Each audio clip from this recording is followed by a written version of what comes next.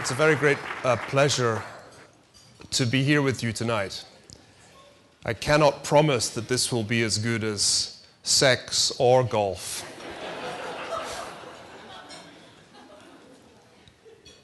It is a pleasure to be in this beautiful city of yours.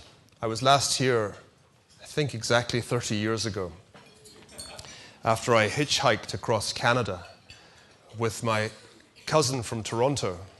It was quite hard to hitchhike across Canada in 1981 because there were almost no cars on the Trans-Canada Highway. Luckily, the few cars that there were driven by people whose surnames were either Ferguson or Campbell, which was my cousin's name, and so we got on famously. What's fascinating about this city is that in that 30-year period, it has transformed itself in a way that's highly relevant to what I want to talk to you about this evening. In 1981, about 7% of the population of Vancouver were minorities. And everybody else was either called Ferguson or Campbell. There were 2 McDonald's, and that was it. Today, as I'm sure you know, 52%, more than half of the people in this city don't have English as their first language. Nearly a third, 30%, are of Chinese ethnic origin. Vancouver has become the place where the West meets the rest. More than any other city in many ways, it exemplifies the great change that seems to me the most important change of our lifetimes. In that short period since I was last here, an era has ended. The era of Western predominance, the era that produced cities like Vancouver, located far from Europe, but founded by Europeans, often Scotsmen.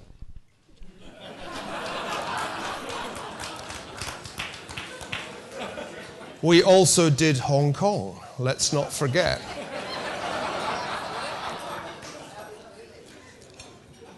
So I want to talk to you tonight about why the West became so dominant that cities like Vancouver and Hong Kong could be conjured up by a few hard-nosed Scotsmen.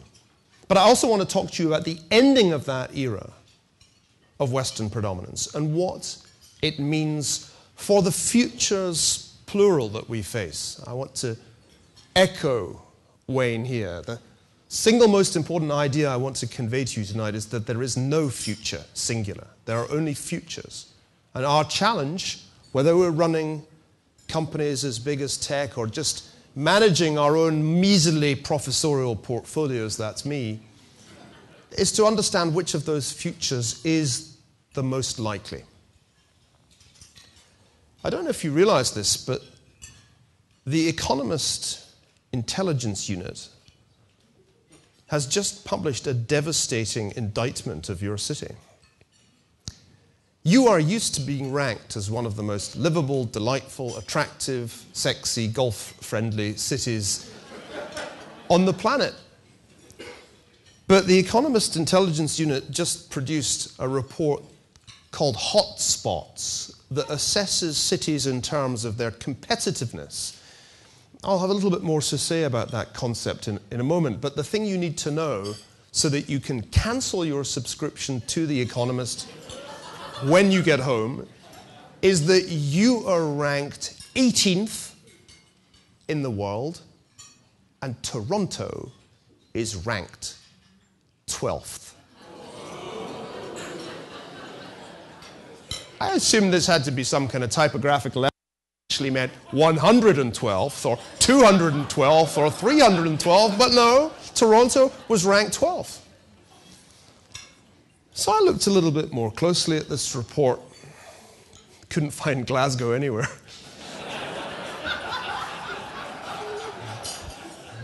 There's going to be volume 2, the next 1,000 cities.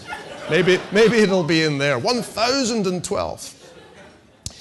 Interestingly, Vancouver is ranked number 1 in one category that goes to make up this index, and that is the physical infrastructure. And I went over one of the bridges and didn't shake at all, so that checked out. But then I looked at some of the other little league tables that they have. And I noticed that they ranked as number 1 for cultural life Zurich. Have you been to Zurich? Cultural life is having lunch with a banker.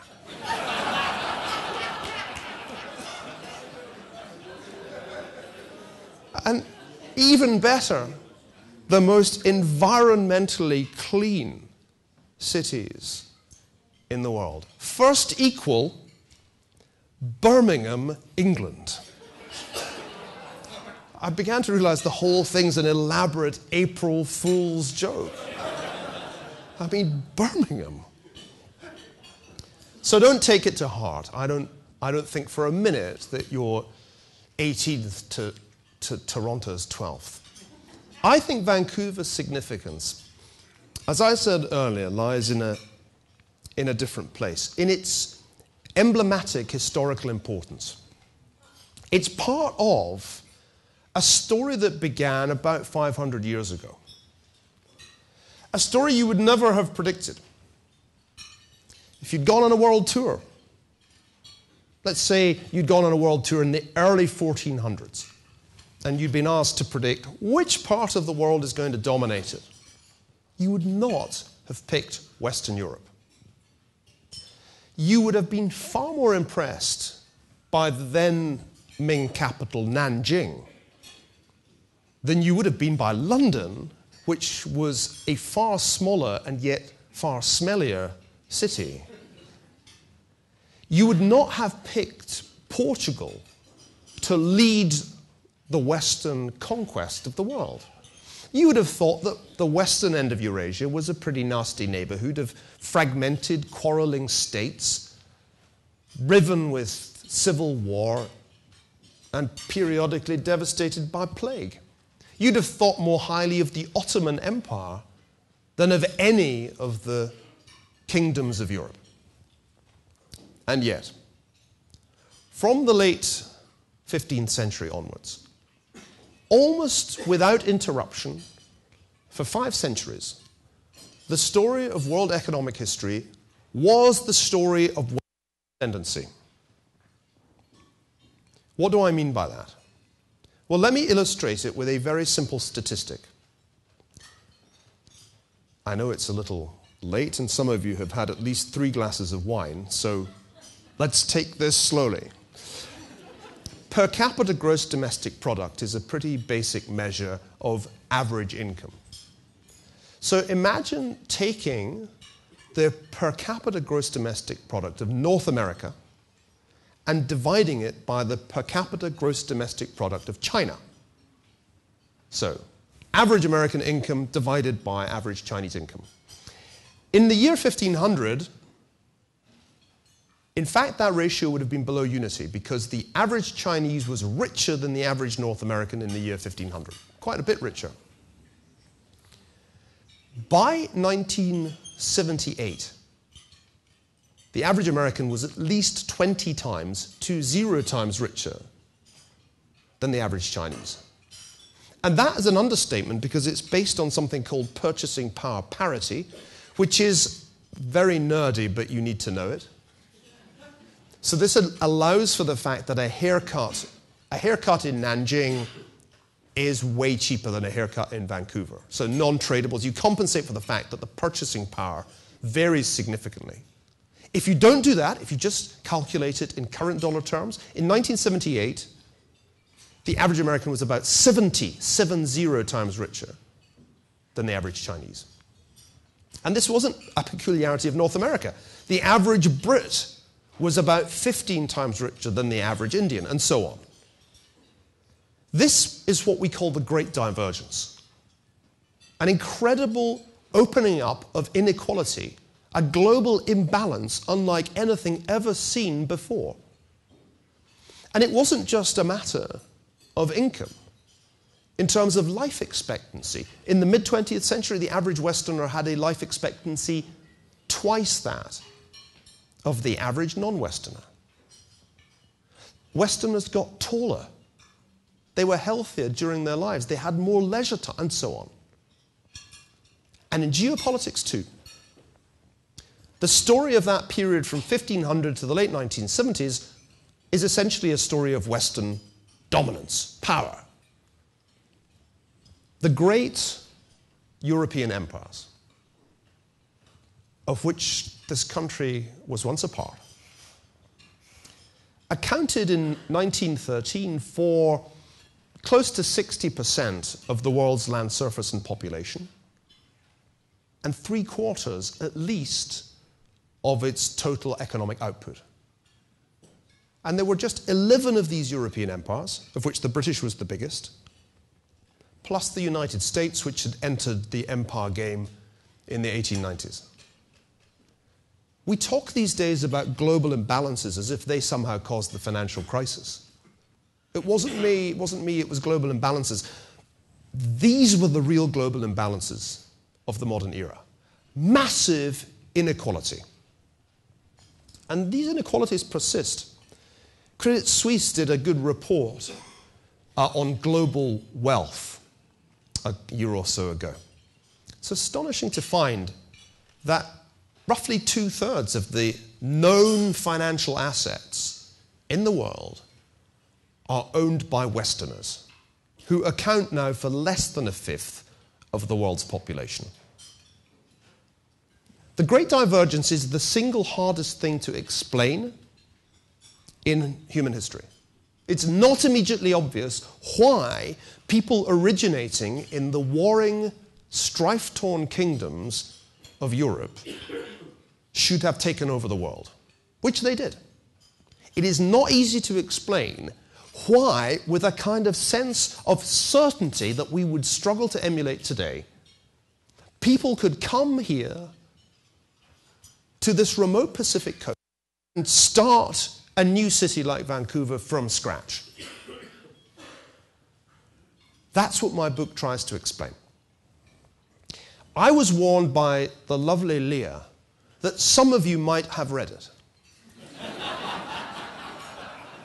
Can I just explain to you that all an author cares about is that you buy his book?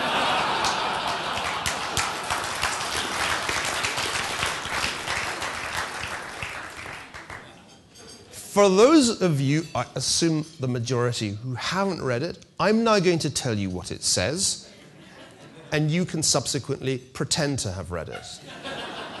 This is what academics do all the time, so don't feel bad.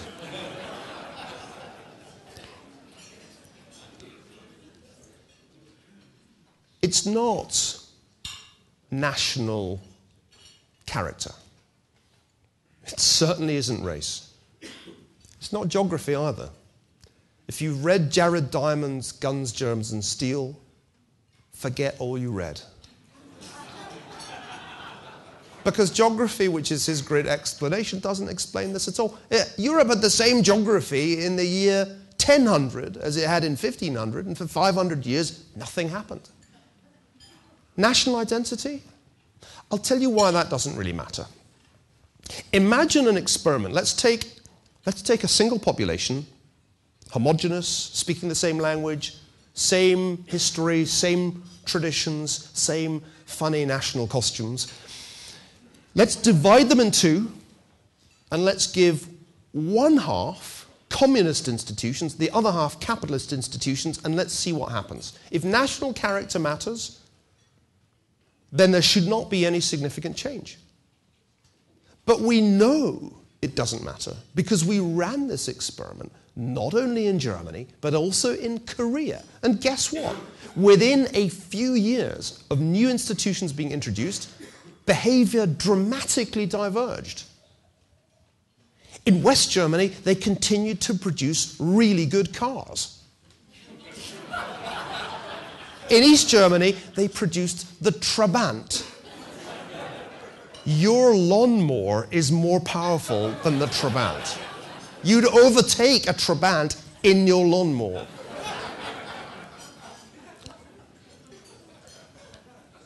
The key argument of my book is that it's institutions, what Adam Smith called the laws and institutions of a society that matter. Take any society in any geography you like, with any religion, any culture you choose, give that society the right institutions and behavior will change, and prosperity and peace will very quickly ensue if they're the right institutions. So the key question is, what are the right institutions? What are the things that really mattered that made the West suddenly, after 500 years of doing nothing, more successful than everybody else? 20 times more successful, at least. Why? So I have this facile way of explaining an idea, which is designed to appeal to my teenage children. Some of you were here when I should have been here, and instead I sent my wife, which was very sweet of her. And you know that, maybe you don't know, but we have a 3-month-old son. So if I lose the thread of what I'm saying, it's exhaustion. But I also have 3 teenage children, and my life's work is to try and interest them in what I do.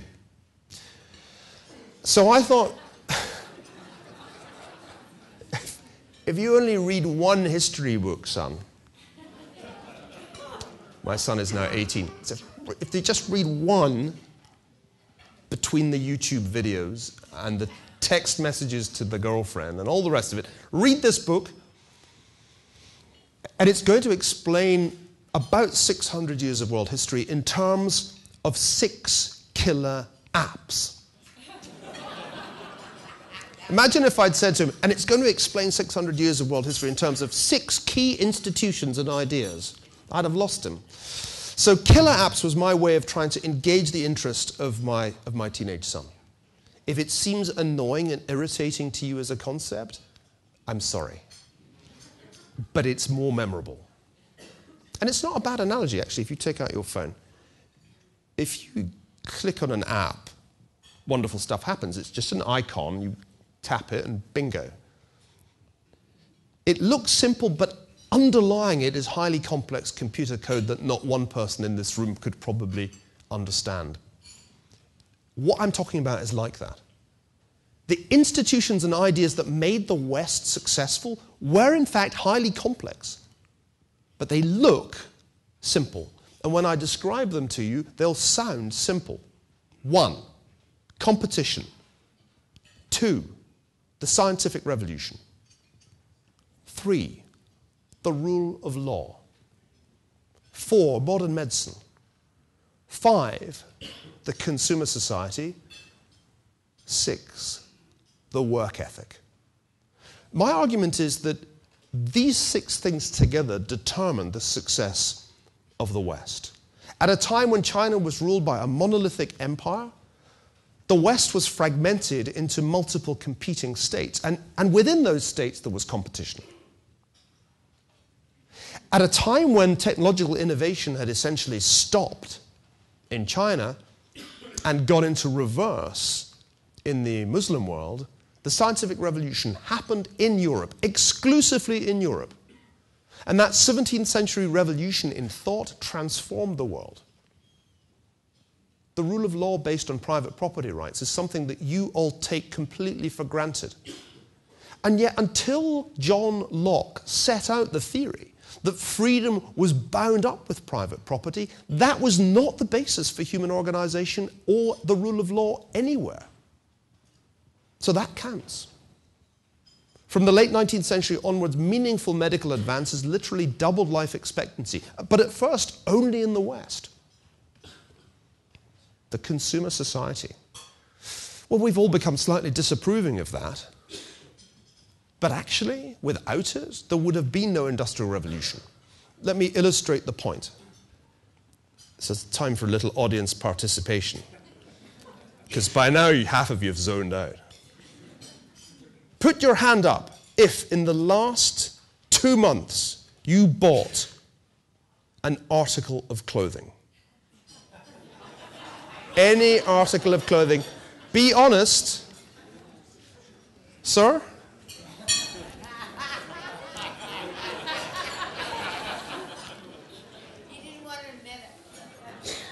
I was going to say that suit looks a little bit frayed anyway. I can give you the address of an extremely good tailor in Hong Kong. We all buy clothes. We buy clothes in a way quite different from the way in which we buy food. Our demand for clothing is almost infinitely elastic. If you don't believe me, I'll show you my teenage daughter's wardrobe. Why does that matter? Because without it, there's no point having an industrial revolution. An industrial revolution primarily is about lowering the unit cost of cotton clothes. That's what it's about. And every single industrial revolution, beginning with the English, going right down, recent in countries like Vietnam, is about reducing the price of clothing. It would be pointless if we didn't all want crazy amounts of clothing. I want to suggest to you not only that these 6 killer apps are the key to understanding why the West came to dominate the rest, but I think I want to suggest to you that they also explain why Western dominance is over. Because the single most important thing to happen in our lifetime is the end of Western predominance. That's the big story. And it started in 1978. Why do I say that? Because from around about then, more and more of the killer apps were downloaded by non-Western societies. And it turns out this was open access software all along. Anybody could copy the way that the West does things, and they did. The Chinese, beginning with the reforms of Deng Xiaoping, later the Indians, soon pretty much everybody in the Asian world was downloading at least some, if not all, of the killer applications of Western civilization. And that, I think, is the key to understanding the world that we live in today. I want to suggest to you, and then I'm going to shut up and ask you to ask me questions. I want to suggest to you that there are 2 distinct processes at work here. In one process, as I've described it, the rest copy our institutions. This actually began a bit before 78. You could say that the Japanese had been doing it for nearly a century since the Meiji era. But it's really the 70s, it's from the late 70s that more and more of non-Western societies engages in this kind of replication. So that's part of the process. And you know what? I think it's great. I am delighted. I celebrate the fact that 300+ million Chinese people have been lifted out of poverty because finally their leaders realized the kind of institutions that their country needed, that they needed competition, that they needed science. That's not the thing I worry about. The thing I worry about is the second process that is going on right now. The process whereby we in the West delete the killer apps, which it seems to me is a separate but powerful process that we can measure right now. Let me illustrate the point very briefly. Competition, competitiveness, I mentioned it earlier. The World Economic Forum and a bunch of other institutions, the World Bank, take a lot of time these days to quantify competitiveness, country by country around the world. What is really interesting, if you take the World Economic Forum data is that since they standardized their measure of competitiveness 7 years ago, the United States has markedly declined in its competitiveness. Its score is down about 7%. In the same period, China's score is up 20%. And that's just one of a whole bunch of measures that I could give you to suggest that Western societies, not only the United States, are losing their competitive edge. In terms of science, it's true that Nobel Prizes still generally go to people at US institutions, but have you noticed that Nobel Prizes mostly go to old guys? If you ask about the scientific competence of teenagers in the world today, it's a different story. The OECD does this wonderful PISA test. It's a standardized test of 15-year-olds' attainment in math and science and literacy around the world. 2009, for the first time, they included China. Guess what? The Chinese came top in all three categories. Here's a shocking fact. The gap between the teenagers in the Shanghai district of China and the teenagers in the United States, in terms of mathematical attainment, I don't like this microphone. The gap between the Shanghai teenagers and the American teenagers in math is as big as the gap between the American teenagers and teenagers in Albania and Tunisia. The rule of law. Americans, I should say citizens of the United States, think that they still lead the world in terms of the rule of law. They are wrong. There are 15 different measures of the quality of legal institutions in the World Economic Forum survey. 15. In only one is the United States in the top 30 countries in the world. You'll be glad to hear that Canada beats the United States on 15 out of 15 measures. In fact, at the risk of sounding like I'm flattering my audience, Canada looks remarkably good compared with other Western societies in terms of its institutional quality. The concern I have that there is a real degeneration of institutions in the Western world applies less to Canada than it does to the United States and most European countries. If you look at the scores for a country like Italy in terms of institutional quality, if you didn't know it was Italy, you would assume you were looking at some sub-Saharan African country with a rampant problem of corruption. Anybody who wants to understand the crisis of the Eurozone has to look behind the finances, has to look behind the bank balance sheets and see a profound degeneration, a decline in institutional quality that is the real sign of Western civilization's malaise. By all the 6 measures, not only are the rest gaining, but more seriously, the West is slipping. And that, in many ways, is the most important point that the book makes in conclusion. What's the good news? I'll offer a couple of pieces. First, this is about institutions. It's about man-made things. It's, in theory at least, fixable in a way that it wouldn't be if we were talking about deep cultural traits or geography. The problems that the West currently faces can be addressed, but that requires political will, which, it seems to me, is mostly lacking. The second piece of good news is that while many non-Western societies have successfully downloaded our killer apps, there's one in particular that China seems reluctant to download. And that's killer app number 3. The rule of law based on private property rights is an app that is not easily reconcilable with one-party rule. To me, the biggest challenge that China faces is not a real estate bubble or any other problem.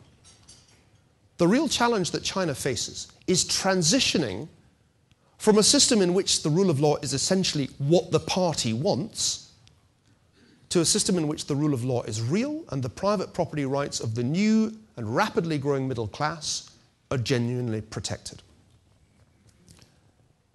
They're not there yet. And perhaps until they get there, we shouldn't call time on Western predominance. You're lucky. You have here the perfect barometer of the process that I'm describing. For as long as China lacks the rule of law, for as long as they don't download all the killer apps, and in particular, as long as they don't download the rule of law in John Locke's sense, then I promise you, Chinese millionaires will want to buy your homes. Thank you very much indeed.